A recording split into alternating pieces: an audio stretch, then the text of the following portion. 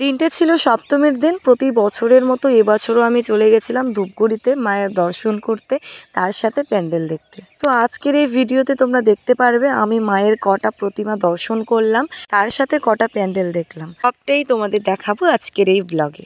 আমি আশা রাখবো আজকের এই ব্লগটা তোমরা প্রথম থেকে শেষ পর্যন্ত দেখবে। হ্যালো এভরিওয়ান, কেমন আছো তোমরা সবাই? আশা করছি সকলেই ভালো আছো। এখন বাজে বিকেল 4টা আর আমরা বেরিয়ে পড়েছি দুজনে মিলে ধূপগুড়ি যাওয়ার জন্য। তো দেখতেই পাচ্ছ কি সুন্দর করে সেজে গুজে যাচ্ছি। আর অনেক দিন পর যখন সাজি না তখন সত্যি খুব ভালো লাগে। তার মধ্যে এই 3 পিসটা পরে আমি তো ভীষণ খুশি। এই 3 পিসটার জন্য আমাকে অনেক দিন ওয়েট করতে হয়েছিল, ডেট পার হয়ে চলে এসছে, আমি ভাবছি আসবেই না। যাই হোক, ফোনের মোড়ে এসে কিন্তু আমাদের বেশিক্ষণ দাঁড়াতে হয়নি, গাড়িও চলে এসছে।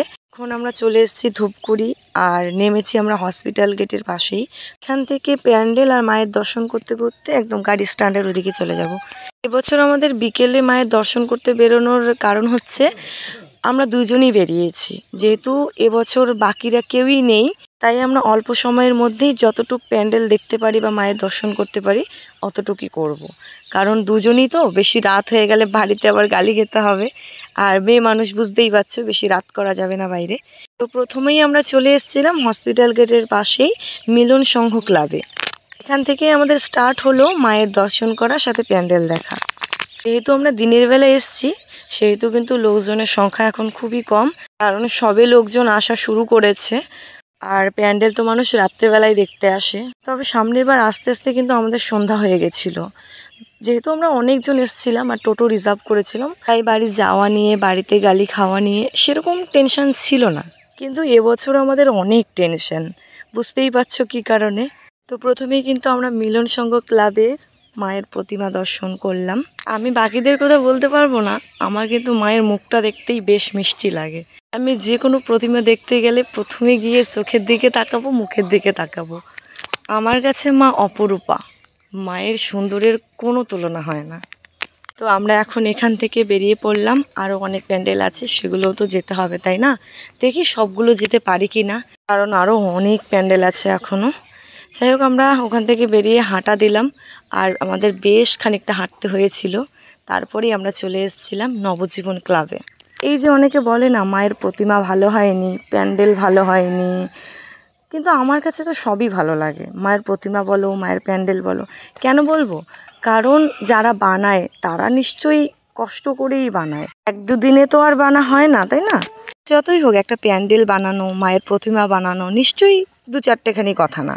তাই আমি যারা মায়ের প্রতিমা বানায়, যারা প্যান্ডেল বানায়, তাদের প্রতি আমার কোনো অভিযোগ নেই, এমনকি আমার কোনো কিছু নিয়েই অভিযোগ নেই। তাছাড়া একটু কম বেশ তো হয়ই, কোনো জায়গায় একটু বেশি ভালো হয়, কোনো জায়গায় একটু কম ভালো হয়, তার মধ্যে বাজেটের উপর আবার নির্ভর করে। তোমাদের কাছে আজকে একটা কথা শেয়ার করব। তোমরা কি জানো আমি ব্লগ এডিট করতে করতে কোথার থেকে কোথায় চলে যাই হেঁটে হেঁটে? তোমরা কেউ জানো না, কারণ আমি কখনো বলিই নি। আর আগে তোমাদের এখানে মায়ের প্রতিমাটা দেখিয়ে দিই, কি মিষ্টি দেখতে। তোমরা জাস্ট মায়ের মুখটা দেখো, কি মিষ্টি লাগছে, কি কিউট। আমার মনে হচ্ছে মুখের দিকে তাকিয়েই থাকি, কিউট লাগছিল মায়ের মুখটা। তো যাই হোক, এখন বলি তোমাদের, অ্যাকচুয়ালি আমি ঘরে বসে এডিট করতে পারি না। তার কারণ কি বলো তো? মা থাকে পাশে, বাবা থাকে, আর ওরা পাশে থাকলে আমি এডিট করতে পারি না। বাকি সব তো আমি করে নিই মা বাবা থাকলেও, কিন্তু ভয়েসটা অ্যাড করতেই অসুবিধা হয়ে যায়। আর বিশেষ করে বেশি প্রবলেমটা কখন হয়ে যায়? পুজোর সময়, কারণ আমি এমনিতেও ভোরবেলা এডিট করি। আর আমাদের বাড়ির পাশেই যেহেতু ক্লাবে পুজো হয়, সকাল সকাল ওখানে গান চালু করে দেয়, আর আমার ভয়েসের সাথে সাথে ওই গানও চলতে থাকে। আর তোমরা তো জানোই যে ব্লগের মধ্যে মিউজিক বাজতে থাকলে প্রবলেম হয়। আমাদের হাঁটতে হাঁটতে গলা শুকিয়ে গেছিলো, খুব পিপাসাও পেয়েছিল, তাই একটা 10 টাকা দামের জলের বোতল কিনে দুজনে মিলে খেয়ে নিলাম। আমরা এখন চলে এসেছি মধ্যপাড়ায়, কিন্তু এই প্যান্ডেলের নাম জানি না, তবে এই প্যান্ডেলটা কালী মন্দিরের পাশেই ছিল। এই নিয়ে আমাদের 3টা প্যান্ডেল দেখা হলো, আরও আছে অনেক কটা প্যান্ডেল। মনে হচ্ছে না যে আরও মায়ের দর্শন বা আরও প্যান্ডেল দেখতে পারবো। এখন সন্ধ্যা 6টা বেজে গেছে আর আমরা 1 ঘন্টার মধ্যে 3টা প্যান্ডেল দেখে ফেললাম। আর লাস্ট গাড়ি আছে ধূপগুড়ি থেকে খগেনহাটে 6:30টার দিকে, আর আমাদের কাছে সময় রয়েছে আর 1/2 ঘন্টা। কিন্তু দুর্ভাগ্যবশত আমরা টোটোতে উঠেছিলাম যেখানে যাওয়ার জন্য, সেখানে আর যাওয়া হলো না। তো আমরা অন্যদিকে চলে এসেছিলাম, কারণ ওইদিকে টোটো যেতেই দিচ্ছে না।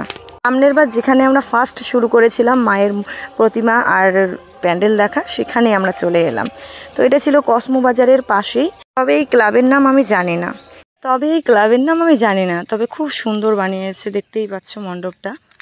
আর আজকের জন্য এটাই ছিল আমাদের লাস্ট প্যান্ডেল ঘোরা আর মায়ের প্রতিমা দর্শন করা, কারণ আমাদের হাতে একটু সময় নেই আর যে আমরা একটু সময় বের করে থানা রোডের ওখানকার প্রতিমাটা আর প্যান্ডেলটা দেখে আসব।